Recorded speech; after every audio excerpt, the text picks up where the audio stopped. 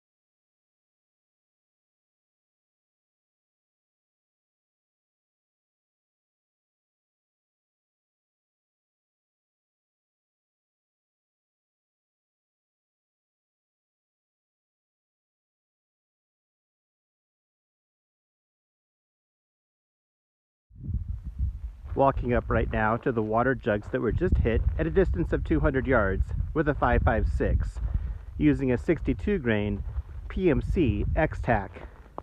I've tried to recreate the accident scene as best I could. The opening water jug is right here, and as you'll see, I hit him just a little bit high to the right. I'm going to blame that on the wind rather than taking responsibility for poor shooting. Unless I can do a superior job of editing, you'll know for sure that there was left to right wind in this shot today. But hopefully I can edit that wind out for you. Here's the back of that first water jug. Here's water jug number 2. Just really got hit hard, probably worse than water jug number 1, and it's not even close. Water jug number 3 seems to be okay. On the fourth row of water jugs, I think this water jug right here, for whatever reason, got hit the hardest. I'm not sure why, but it did. And it looks like we will not be able to recover any bullet fragments on that today. We'll be shooting at this 25-pound block of clay, distance 200 yards, with a .223, using a 55 grain full metal jacket, PMC bronze.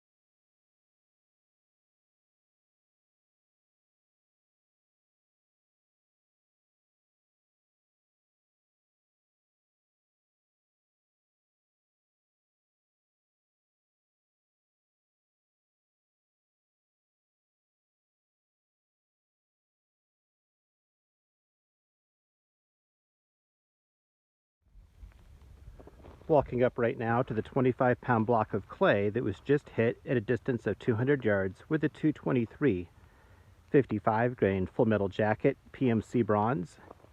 It would appear that we connected somewhere on the orange target anyway. Let's pull this off of there and see what we have left. So there's your entrance.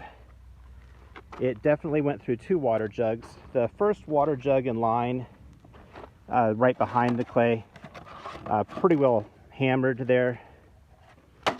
The second water jug in line that was behind the clay, also not in good shape at this point. The third water jug right here, it looks like the bullet was tumbling when it went in there, and it did come out the back, so we will not be able to recover anything in there today, I don't think. Nothing in there. And then here is the exit itself on the block of clay. We'll see if we can get you a better angle on that in a moment. All right, what you're looking at now is just the exit side on that 25-pound block of clay that was hit at a distance of 200 yards with the .223 55 grain full metal jacket. It looks like the channel is pretty much the same length, which is maybe about a ½ an inch wide, 3/4 of an inch wide, until right about there. So once it hit about the 3-inch mark in, that's when it started to tumble, and that's when the wound channel definitely opened up and became, you know, maybe 2.5 inches wide at that point on the exit. We'll be shooting at this 25-pound block of clay from a distance of 200 yards with a 5.56 using the 62 grain PMC X-Tac.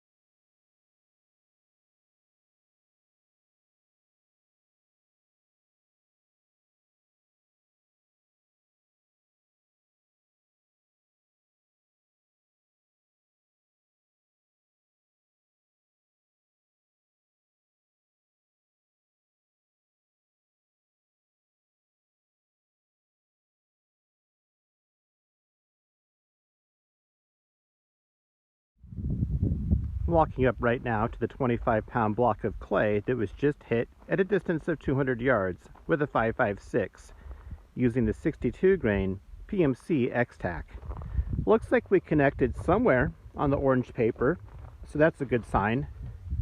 Looks like you hit him probably right about there. Let's pull this off and see what we have. So there's your entrance hole right there. And on the back side,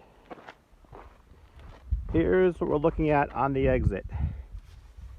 Let's see if I can tip this up a little bit for you, get you some lighting in there. So there's your exit side right there.